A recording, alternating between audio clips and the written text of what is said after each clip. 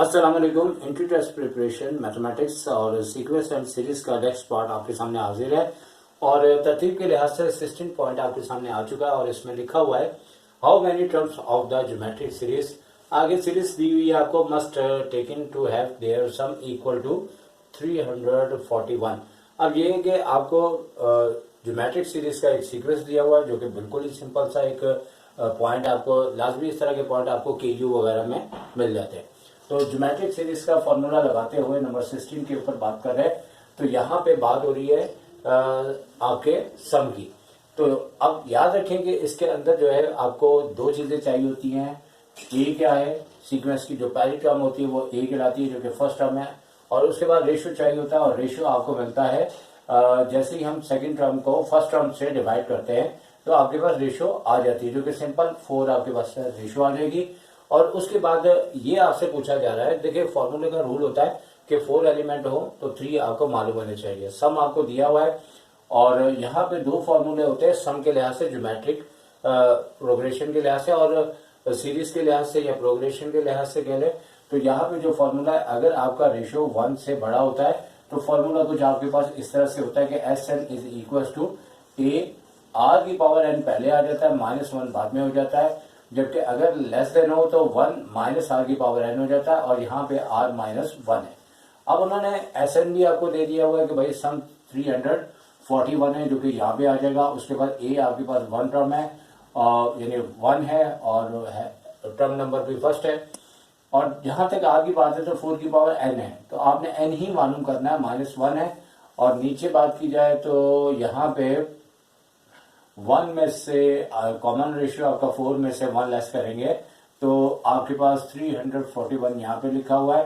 तो 4 की power n -1 है और 3 मजीद इधर आगे से मल्टीप्लाई होगा, और जैसे मल्टीप्लाई होगा तो आप देख सकते हैं कि यहाँ पे आपका 1023 बन जाएगा और प्लस का 1 यहाँ पे करते हुए 4 की पावर n है।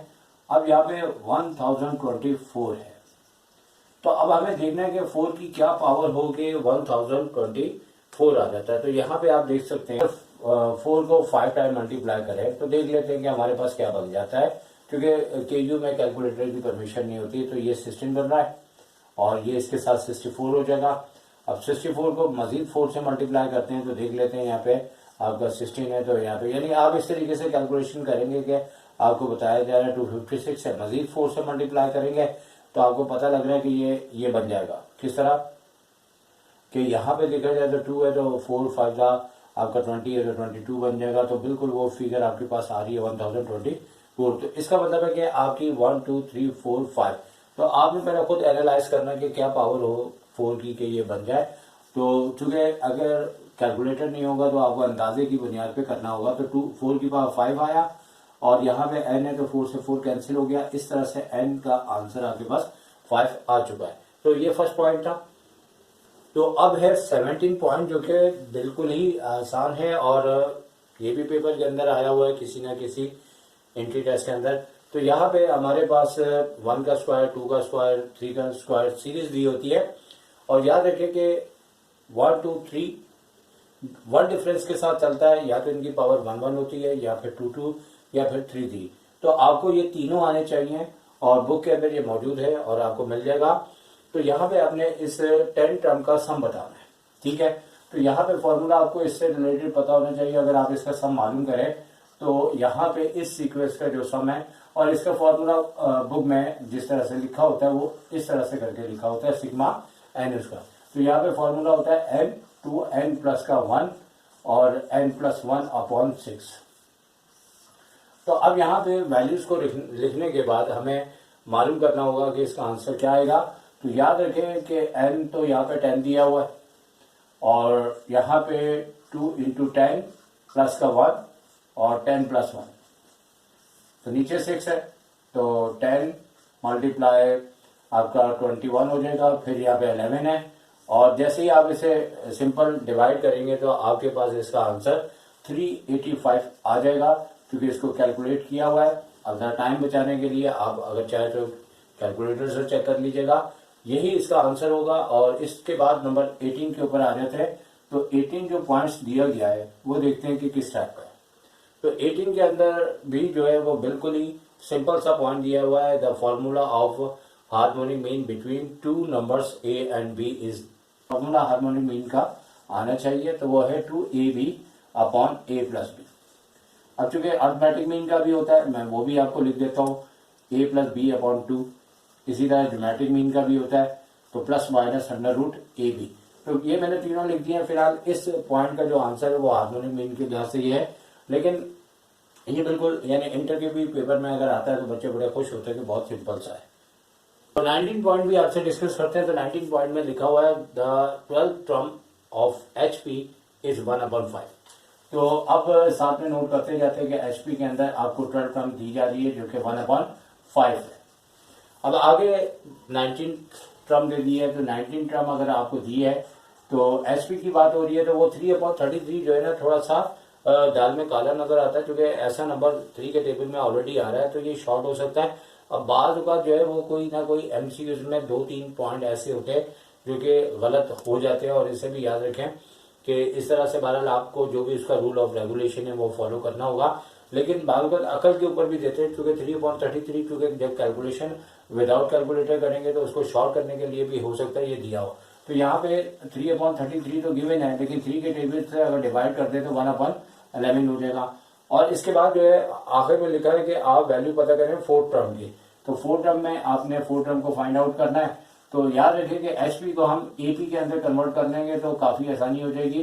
तो आपके पास जो 12th टर्म है, जैसे एचपी में चूंकि रेसिप्रोकल होता है तो ये 5 हो जाएगा। इसी तरह 19 टर्म जो है एपी के अंदर जो है वो 1/11 आ रही थी तो 11 हो जाएगी। तो यहाँ पे a प्लस 11d करके लिख दिया जाएगा जो कि 5 है यहाँ पे इक्वल।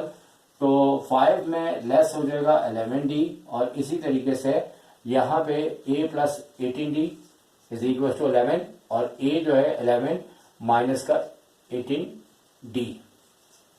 इन दोनों को जैसे कंपेयर करेंगे तो a से a कैंसिल हो जाएगा, और 5 माइनस 11d और माइनस के 11 और माइनस के 18d। अब d जैसे ही यहाँ पे आता है तो -18 से +18 होगा, और जैसे ही लेस होगा तो प्लस के 7d यहाँ पे आ जाएंगे, और 11 में से 5 लेस करेंगे तो 6 आ जाएगा। तो इस तरीके से हमारे पास जो d की वैल्यू आई है वो क्या आई है, आपके पास 6/7 आ गई।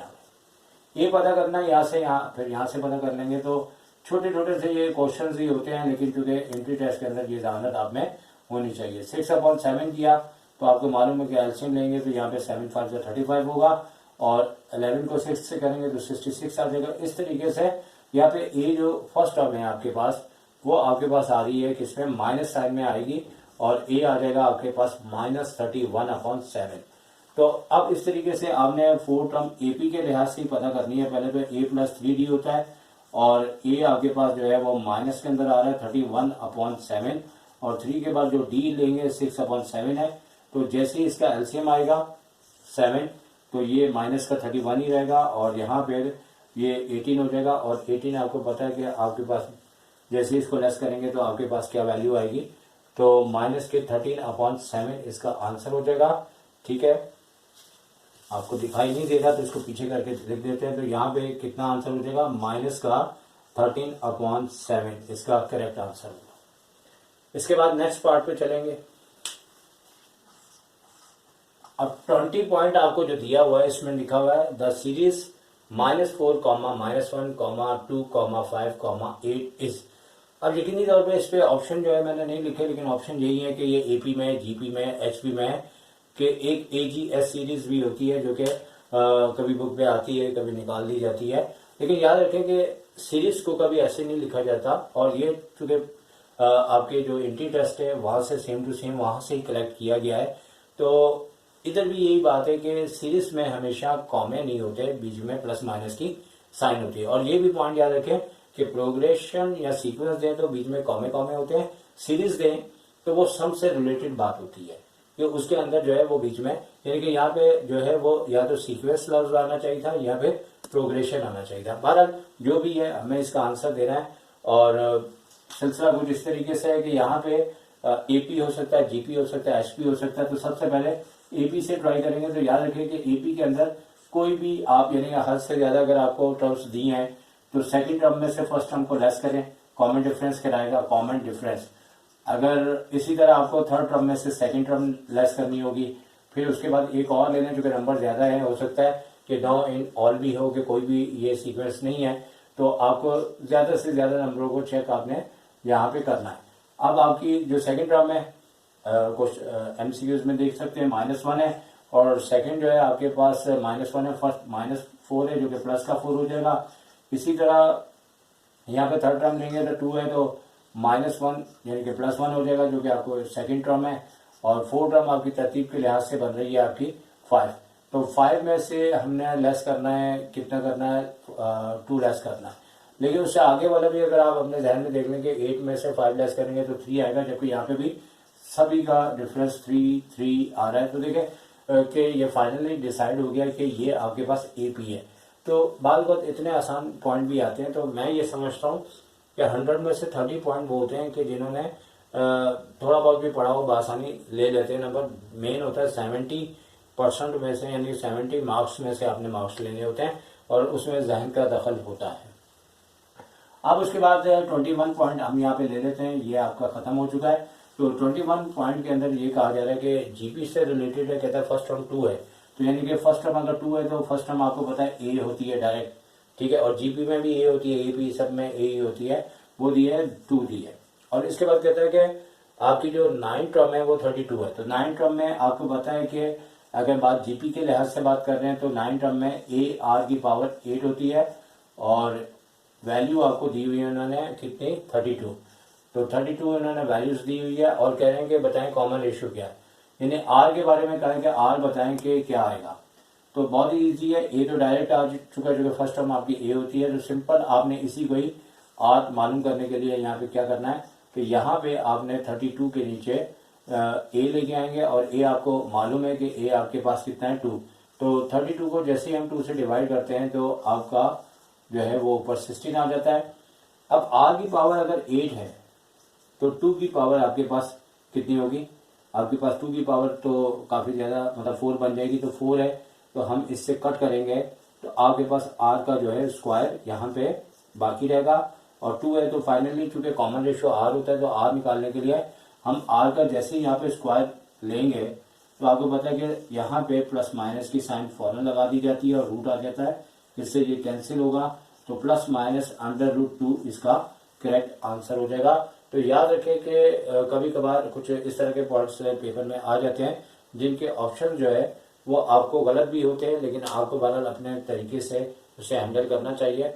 फिर वो नंबर आपको दे दिए जाते हैं। कई बार ऐसा हुआ है कि अगर कोई मिस्टेक्स 2 नंबर की आई है तो वो फिर उसकी करेक्शन हो जाती है, क्योंकि एक बार एक स्टूडेंट के 79 नंबर थे और 2 MCQs का उसने कहा था कि प्रॉब्लम है, लेकिन नेक्स्ट डे उसके 81 हो गए थे। तो ये डिसाइड करते हैं एंट्री टेस्ट वाले, क्योंकि कम होंगे तो सबके होंगे, बढ़ेंगे तो सबके बढ़ेंगे।